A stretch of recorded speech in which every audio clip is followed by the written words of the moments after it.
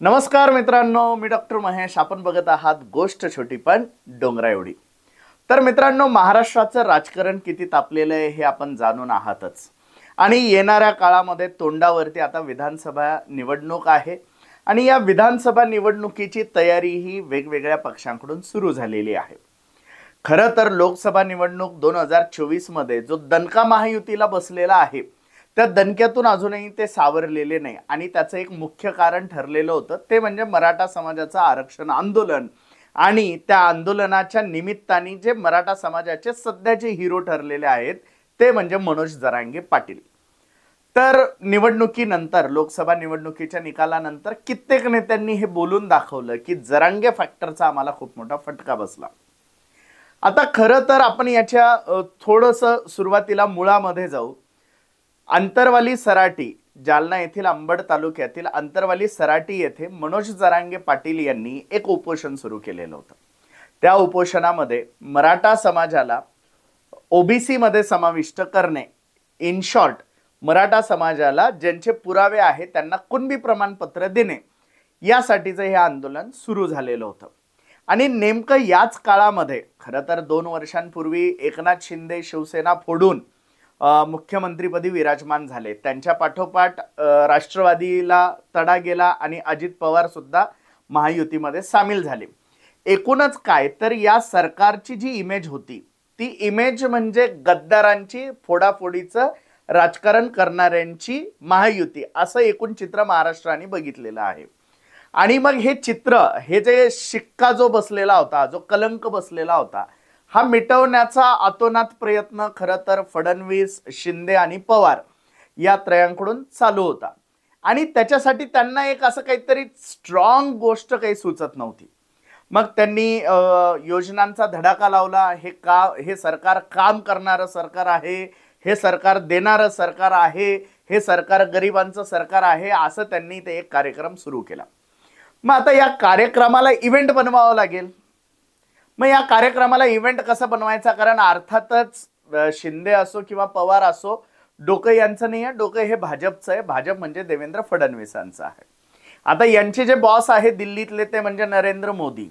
आता नरेंद्र मोदी हे इव्हेंट मॅनेजमेंटचे सध्या तरी भारतातले सगळ्यात आयडियल व्यक्ती कदाचित असावे.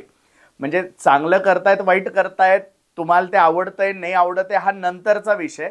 परंतु रिप्रेझेंटेशन आपण ज्याला म्हणतो, मार्केटिंग आपण ज्याला म्हणतो, ती खरं तर सध्या तरी नरेंद्र मोदींसारखी भारतात तरी कोणी करू शकत नाही. म्हणजे काही कंपन्यांचे कन्सल्टंट सुद्धा ते नंतर भविष्यात बनू शकतं, इथपर्यंत ते स्ट्रॉंग नेटवर्क आहे. मग आता झालं असं की त्यांनी जे इव्हेंट केलेले आहेत, त्यांनी केलेल्या कामांचे, पण यांनी ठरवलं बॉ चला आपणही एक खतरनाक इव्हेंट करू. आणि तो इव्हेंट होता शासन आपल्या दारी. खरं तर राज्य सरकारनी म्हणजे करोडो रुपये त्याच्या मार्केटिंगसाठी खर्च केलेले होते. आणि हे शासन आपल्या दारी हा कार्यक्रम जालना जिल्ह्यामध्ये होणार होता. आणि नेमकं त्यावेळेला एका बाजूला मनोज जरांगेंचं उपोषण थोडंफार पॉप्युलर होतं तेवढ्या भागामध्ये. आणि मग याची धग या शासन आपल्या दारी या कार्यक्रमाला लागू शकते अशी शक्यता निर्माण झाली.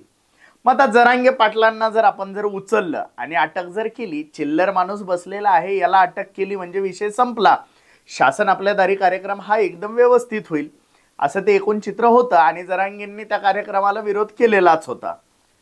मग ठरलं की जरांगेंचं उपोषण आपण मिटवून टाकायचं. वरतून आदेश आले.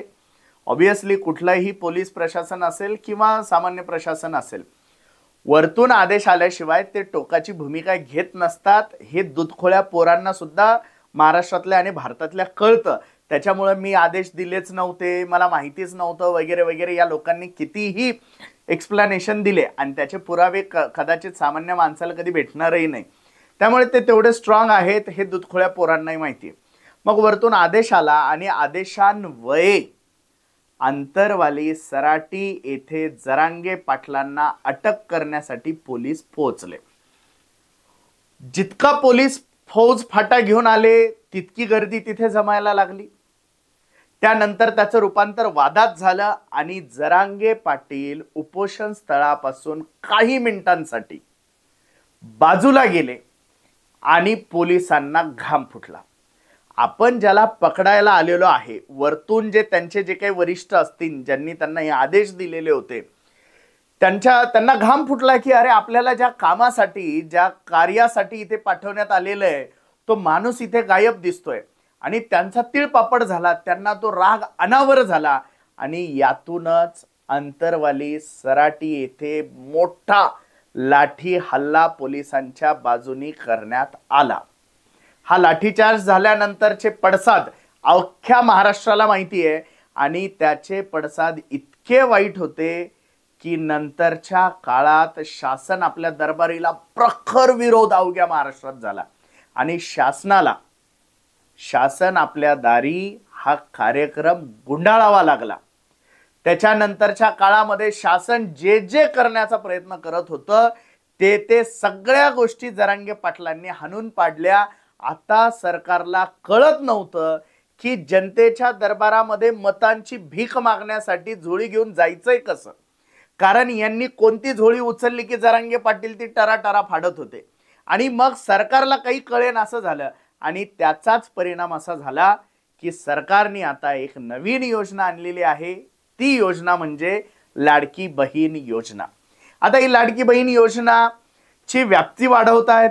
लाडक्या बहीण योजनेत हळूहळू 3,000 रुपये महिना देणार आहोत अशी घोषणा करतायत. आणि नेमकं या लाडक्या बहीण योजनेचं सरकारचं टार्गेट काय आहे, तर सरकारचं टार्गेट आहे किमान 2 कोटी महिलांना त्यांना पैसे द्यायचे आहेत. खरं तर त्यांनी एक तारीख डिक्लेअर केलेली होती, महिलांनी त्याच्या आधी नोंदणी केलेली होती, पण ती नोंदणी फक्त 1 कोटी झाल्यामुळे म्हणजे सरकारला जे अपेक्षित मतदान आहे त्याच्यासाठी जो डेटा त्यांना पाहिजे तो अजून पूर्णत्वास गेलेला नसल्यामुळे सरकारने लाडक्या बहीण योजनेचे तारीख वाढवली. आता नुसतं तारीख वाढणार नाहीये तर याच्यामध्ये अटींची शिथिलता सुद्धा येणाऱ्या काळात होणार आहे. कारण कुठल्याही परिस्थितीमध्ये जोपर्यंत 2 कोटी महिलांच्या खात्यात पैसे जात नाही तोपर्यंत जरांगे फॅक्टरची दाहकता कमी होणार नाही. जरांगे फॅक्टरमुळे मराठा आरक्षण आंदोलनामुळे लागलेली जी आग आहे तिच्यावरती पाणी ओतायला कमीत कमी 2 कोटी भगिनी या महायुती सरकारला लागणार आहेत असं यांना कुठल्या तरी सर्वे मधून कळालेलं असणार आहे. आणि म्हणून जोपर्यंत 2 कोटी महिलांची नोंदणी होत नाही तोपर्यंत तारीख वाढवल्या जाईल, तोपर्यंत पैसे वाढवून दिल्या जातील, अशा घोषणा केल्या जातील, अटी शिथिल केल्या जातील आणि जास्तीत जास्त महिलांना हा पैसा वाटपाचा कार्यक्रम होणार आहे.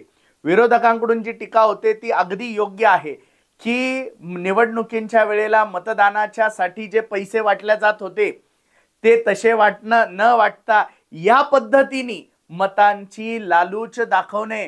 कारण अगदी ते रवी राणा असतील ते म्हणता आम्हाला मत द्या नाहीतर पैसे परत घेऊ. एकीकडे अजित पवार म्हणतात बाबांनो लोकसभेत जो धडा दिला तो आता प्लीज देऊ नका, लय वंगाळ वाटतंय.